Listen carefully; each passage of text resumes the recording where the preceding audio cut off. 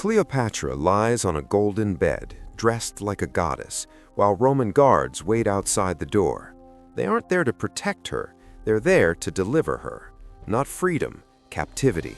Not romance, extraction. She is not free, she is trapped. And her final act isn't a love scene, it's an escape route from something worse. Because Octavian doesn't want her dead, he wants her displayed. In the next minutes, you'll see what Cleopatra's last days actually look like when you strip away the myth, the siege, the captivity, the manipulation, and the cold logistics of death. But the most disturbing part is what Rome plans to do with her body while she's still alive. Once you understand that plan, her suicide stops looking like a choice. Alexandria, 30 BC. The air tastes of smoke, salt, and fear. Outside the palace walls, the last breath of Ptolemaic Egypt thins out like a candle flame. Somewhere below the palace, the harbor stinks of pitch and burned timber from a war she's already losing. Cleopatra VII is 39 years old. She has ruled through chaos. She has survived siblings, uprisings, debts, betrayals, and the crushing gravity of Rome.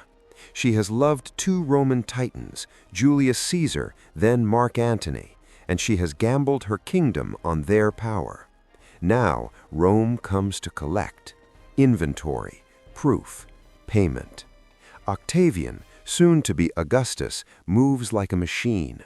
Not impulsive, but precise. Not romantic, but surgical.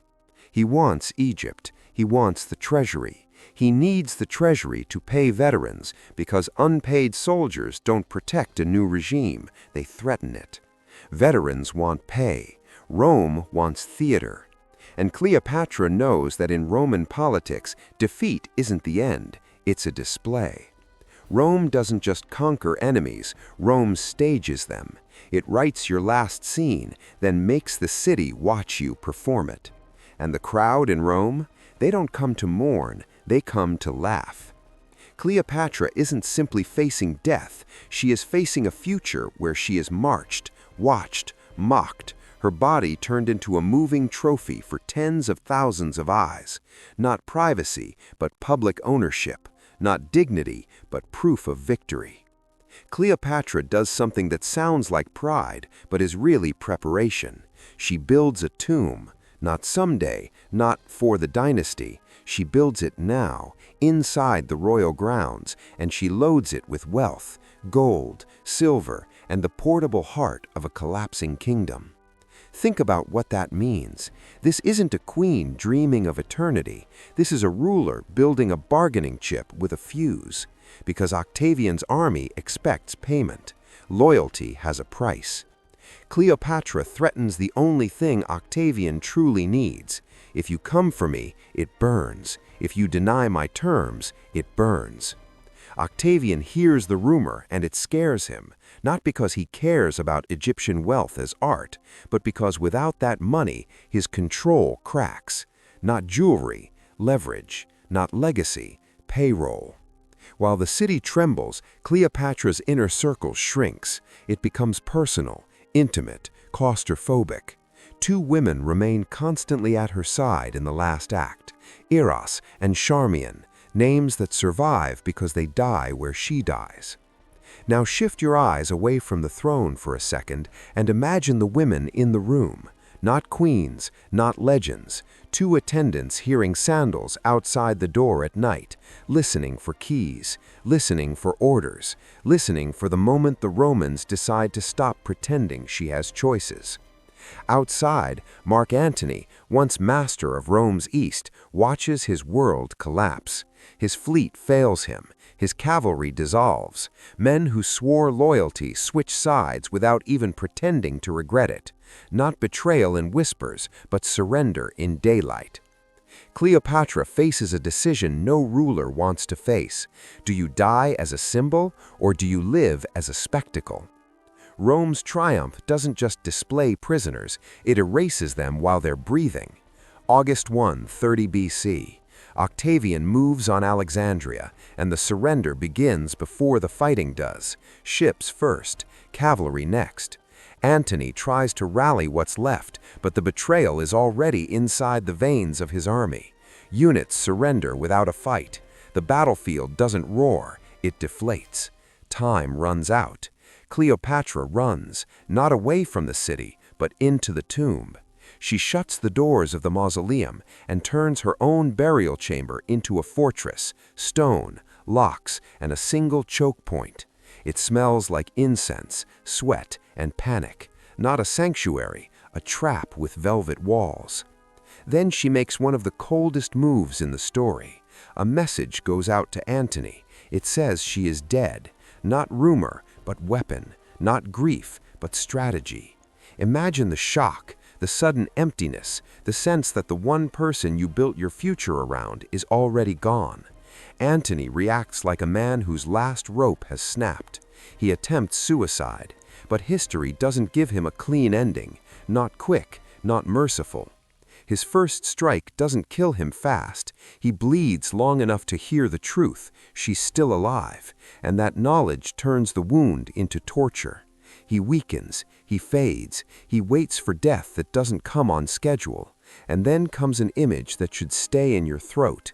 Antony is brought to Cleopatra, not through a front door, not carried in triumph. He is hoisted up to her, pulled through an upper opening like cargo, because the mausoleum is sealed. The man who once commanded legions dies in a confined chamber in the airless heat of a tomb, while Roman guards and fate wait outside. Cleopatra holds him as he fades, and then she is alone with the truth. Octavian will not give her a noble ending. He will give her a Roman ending. Now ask yourself, how does the most famous queen in the ancient world end up cornered like this? How does power turn into a locked door? Because Octavian doesn't want her dead, he wants her breathing. Not mercy, but ownership. After Antony dies, Octavian moves in. He doesn't storm the tomb to honor the dead. He comes for control. He sends people to secure Cleopatra alive because he fears the treasure burning and because he wants the ultimate trophy for his triumph. Cleopatra tries to resist. The accounts describe her failing physically, despair, refusal of food, a body rejecting the future being forced onto it. But understand what illness means here. It means she is watched, moved, managed. A queen becomes a guarded asset, restricted movement, controlled access, a schedule dictated by Roman messengers. Not a ruler anymore, but a ticket to a parade. Octavian's army real weapon isn't chains, it's uncertainty. He lets her bury Antony. It sounds merciful until you realize it's strategic. He needs her calm. He needs the treasure untouched. He needs time. He needs compliance without saying the word. And Cleopatra can see the track laid out in front of her like a road of knives. Rome, a triumph, a crowd, a lifetime reduced to one marching moment. And even if she refuses to cooperate, Rome has other ways to claim the ending. That is the horror, not death, the audience. So Cleopatra does something that sounds like pride, but is really preparation. She plans, and the horror hides behind intelligence. Records describe Cleopatra studying poisons and venoms, even testing them, to understand which deaths are fast, which are agonizing, and which leave the body intact. Not superstition, procedure, not legend, chemistry. This isn't fantasy, it's preparation for a specific fear, dying badly. Because a slow death can be interrupted, controlled, reversed. A fast death cannot. So she designs a timed death that outruns intervention. Not drama, logistics, not a mythic bite, a calculated window. And Rome knows she might try. That's why the guards exist. That's why Octavian sends watchers. That's why everything around her narrows. Then on August 12th, 30 BC, Cleopatra sets the trap. She sends a sealed letter to Octavian. Not a love letter, not a plea, a final request. Bury me with Antony. When Octavian reads it, he senses what it means. He rushes messengers to her. The doors open. They find her on a bed of gold, dressed in royal ornaments. Still, Eros lies dying at her feet. Charmian is barely standing, hands shaking, and she adjusts Cleopatra's diadem anyway, because the last thing Rome steals is the image. A guard snaps at her, furious, as if anger can reverse what has already happened. Charmian answers with the last line of a dying dynasty, extremely well, and as became the descendant of so many kings.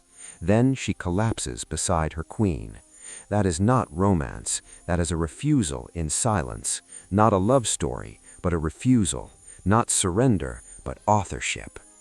And here's where the story usually ends. Cleopatra died by an asp. Curtain closes. Myth begins. But the aftermath is where the real darkness lives. Because Octavian doesn't just lose a prisoner, he loses a performance. And that debate matters because it reveals something terrifying.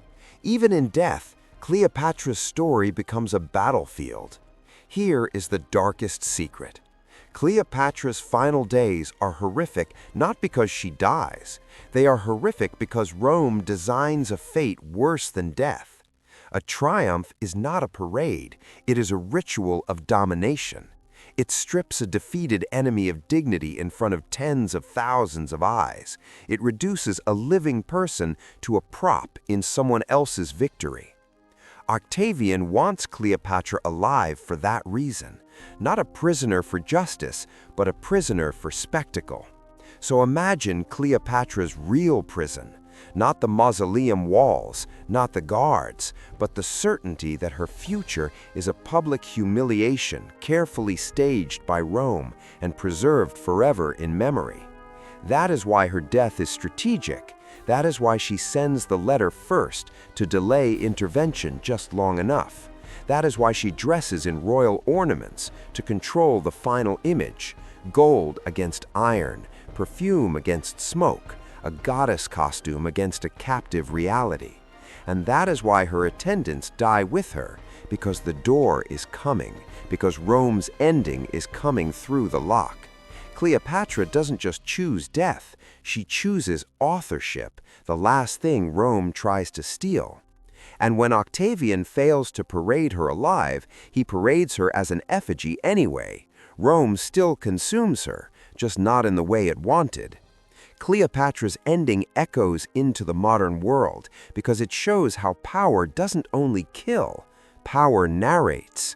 Octavian becomes Augustus, Egypt becomes a Roman province, the wealth that once funded a dynasty becomes fuel for a new empire.